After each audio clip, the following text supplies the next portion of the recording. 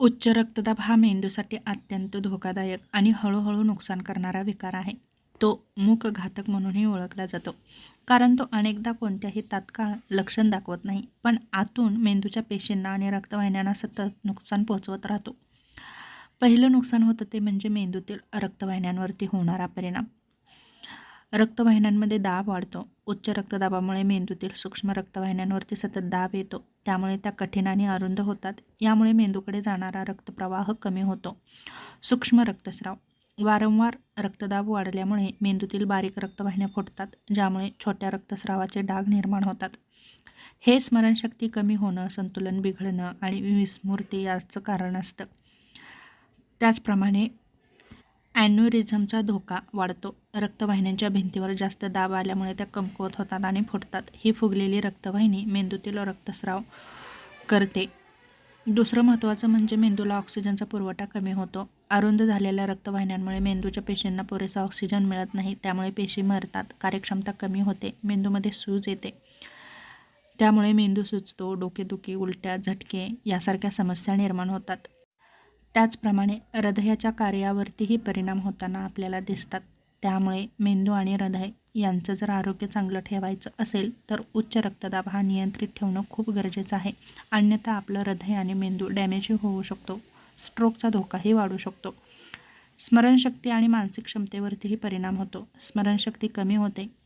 दीर्घकाळ जर उच्च रक्तदाब राहिला तर मेंदूच्या हिप्पोकॅम्पस भागात रक्तपुरवठा कमी होतो. यामुळे स्मरणशक्ती, शिकण्याची क्षमता आणि लक्ष केंद्रित करण्याची क्षमता कमी होते.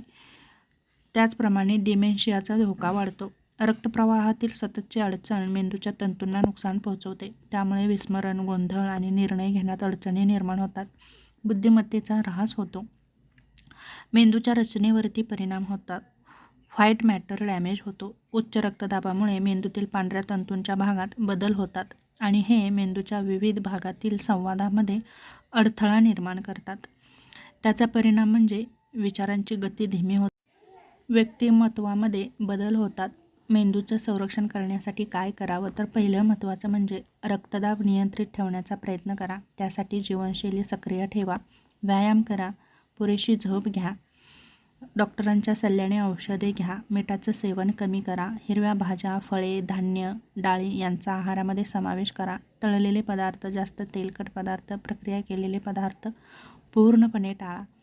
त्याचप्रमाणे शरीराची व्यवस्थित हालचाल ठेवा, साखरेचं प्रमाण कमी करा, ध्यान, प्राणायाम करा, रोज 30 मिनिटे चाला किंवा योगासने करा, धूम्रपान, मद्यपान टाळा.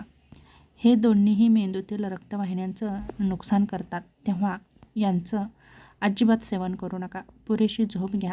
झोपेमुळे मेंदूतील दाब आणि तणाव कमी होतो. उच्च रक्तदाब हा मेंदूचा सर्वात मोठा शत्रू आहे.